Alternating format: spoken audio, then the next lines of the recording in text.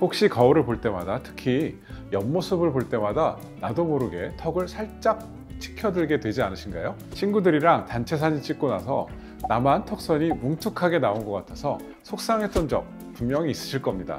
내가 살이 쪘나 싶어서 다이어트를 해봐도 이놈의 턱살은 끝까지 남아서 우리를 괴롭히는 경우가 대부분이었어요. 그래서 인터넷에 나오는 이중턱 없애는 마사지도 해보고 비싼 리프팅 크림도 발라보지만 효과는 그때뿐이고 결국 병원을 찾아오시는 분들이 많으신데요. 그런데 이중턱 때문에 오신 분들에게 제가 혹시 본인이 무턱인 건 알고 계셨어요? 라고 질문을 드리면 열의 9은 정말 깜짝 놀라세요. 바로 이 지점, 이 무턱이라는 키워드를 이해하지 못하면 여러분은 앞으로도 어떤 시술을 받아도 만족하기 어려울 수 있습니다. 이 지긋지긋한 이중턱과 무턱의 고리를 어떻게 끊어낼 수 있는지 오늘 제가 확실하게 알려드리겠습니다. 꼭 끝까지 시청해주세요. 저는 체인지의원 장두열 대표 원장입니다. 자, 이중턱이 생기는 원인은 복합적이지만 딱 3가지만 기억하시면 됩니다. 첫째, 순수한 지방의 축적. 둘째, 노화로 인한 피부와 근육의 처짐. 그리고 마지막 셋째가 바로 오늘이 강조할 턱의 골격 문제, 무턱입니다. 이 3가지 중에서 내가 어디에 해당하는지 정확하게 알아야만 올바른 해결책을 찾을 수 있습니다. 본격적인 설명에 앞서서 집에서 간단하게 해볼 수 있는 자가 진단법을 알려드릴게요. 먼저 턱 밑을 한번 꼬집어 보세요.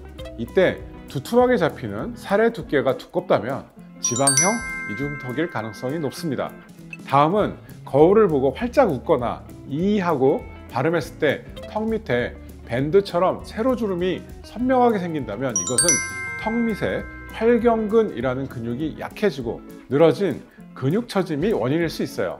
자, 마지막으로 옆모습을 봤을 때 코끝과 입술, 턱끝을 자로 대봤을 때 턱끝이 잘 닿지 않거나 뒤로 많이 빠져 있다면 무턱을 의심해 볼 수 있습니다. 물론 이건 간단한 방법일 뿐 정확한 건 병원에서 진단을 받아보셔야 합니다. 자, 이제 원인별 해결책을 하나씩 자세히 파고들어 볼게요. 첫 번째 원인인 지방부터 보겠습니다. 이건 가장 직관적인 원인이죠. 이런 지방형 이중턱에는 페이스타이트가 정말 좋은 해결책이 될 수 있어요. 피부 밑으로 아주 얇은 관을 넣어서 고주파 에너지를 쏘게 되는데요. 이 고주파열이 지방을 마치 버터처럼 부드럽게 녹여서 쉽게 제거할 수 있게 해주고 동시에 늘어난 피부의 안쪽 면을 자극해서 콜라겐을 강력하게 재생시킵니다. 그래서 지방 제거와 동시에 피부가 쫙 달라붙는 타이트닝 효과를 함께 얻을 수 있는 거거든요. 시술 후에는 멍이나 붓기가 조금 있을 수 있지만 심한 붓기는 하루나 이틀 사이에 좋아지고 나아져서 붓기도 보통 1, 2주 이내로 회복되고 시간이 지날수록 턱선이 살아나는 게 눈에 보이기 때문에 만족도가 아주 높은 시술 중에 하나입니다. 사실 체중이 많이 나가지 않더라도 얼굴 지방이 많은 분들이 생각보다 많으시거든요. 그래서 왜 저런 사람이 지방 흡입을 하지? 할 정도로 생각되는 연예인 분들이나 아나운서, 쇼호스트 이런 분들이 페이스타이트 시술을 많이 받고 계십니다.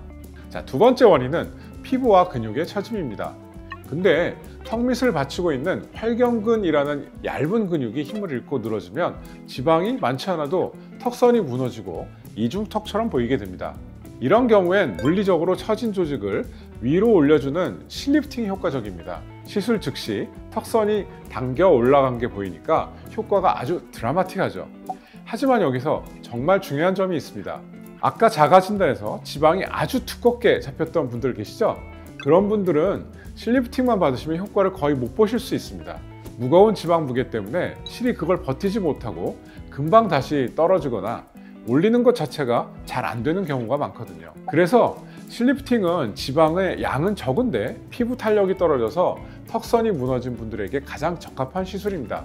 자, 이제 마지막 3번째 원인, 무턱입니다. 이런 분들은 살이 전혀 찌지 않아도 턱선이 불분명하고 조금만 고개를 숙여도 바로 턱이 2개로 접히는 특성이 있었어요.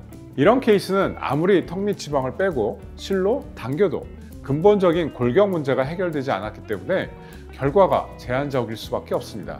그래서 이 무턱을 해결하려면 부족한 턱 끝의 볼륨을 채워서 앞으로 전진시켜주는 시술이 반드시 필요합니다. 대표적인 방법이 필러와 자가 지방 이식입니다. 필러는 다들 아시는 것처럼 히알루론산 성분을 주사해서 턱 끝의 볼륨과 모양을 빠르고 간단하게 만드는 시술이거든요. 5에서 10분이면 끝나고 회복 기간도 거의 필요 없어서 접근성이 좋지만 영구적이지 않아서 1년 정도 주기로 계속 맞아야 한다는 특징이 있습니다. 반면 무턱 지방 이식은 본인의 몸에서 불필요한 지방, 예를 들면 허벅지나 복부 지방을 뽑아서 순수 지방세포만 정제한 뒤에 턱 끝에 이식하는 방법이에요. 내 몸의 조직이라서 이물감이나 거부감이 거의 없고 한번 제대로 생착한 지방은 거의 영구적으로 유지되기 때문에 긴 효과를 원하시는 분들에게 아주 좋습니다. 그렇다면 가장 흔한 케이스, 저는 무턱인데 턱 밑에 지방도 많아요 하는 분들은 어떻게 해야 할까요? 정답은 명확합니다. 두 가지 시술을 함께 해야 한다 입니다. 페이스타이트로 턱 밑에 불필요한 지방을 깨끗하게 제거해서 턱과 목의 경계선을 선명하게 만들어주고, 동시에 무턱 필러나 지방 이식으로 짧은 턱 끝을 전진시켜서 구조적인 지지대를 세워주는 거죠.